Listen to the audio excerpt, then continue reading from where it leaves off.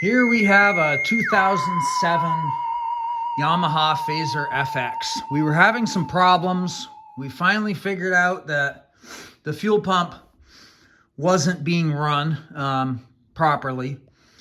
And after many steps and tearing this whole machine down to what you see here, we actually we replaced the fuel pump. Didn't actually need that in hindsight, but we did find the fuel pump down in here. We looked at connections, we checked for power at this cable, and we were getting power, but still wouldn't run the pump. We were getting 12 volts at this connector.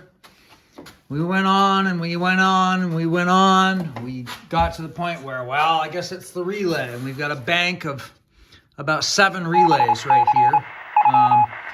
This one on this machine, this one right here is associated with the fuel pump.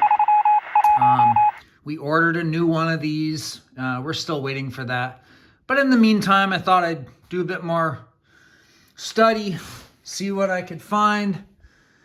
So I got to the point where probably should have done this first, but you've all heard of problems with grounding. Well, that is what the problem was on this machine.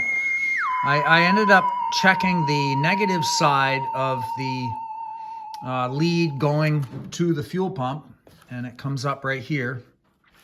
And at this plug, I checked resistance between the ground and the chassis, or ground and the negative side of the battery over here. I've got this sort of torn apart here.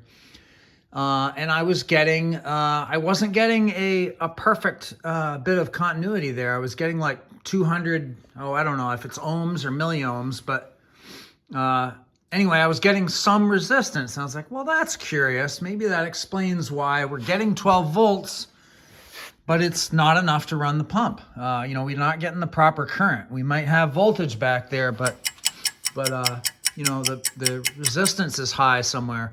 So we dug around. We thought, well, it's got to be a ground somewhere, a main ground. So I looked at the big grounds, and then I sort of discovered this little guy. So this is a ground block right here. And I saw a little bit of discoloration right here, right there.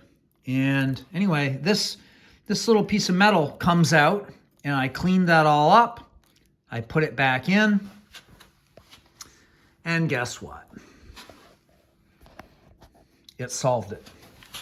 So anyway, thought I'd like to share that with people because this ground block is important.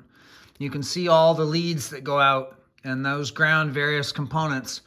If there's something wrong getting that through, you're going to start having issues.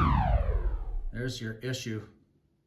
Sometimes you don't need to replace all the other parts that first come to mind.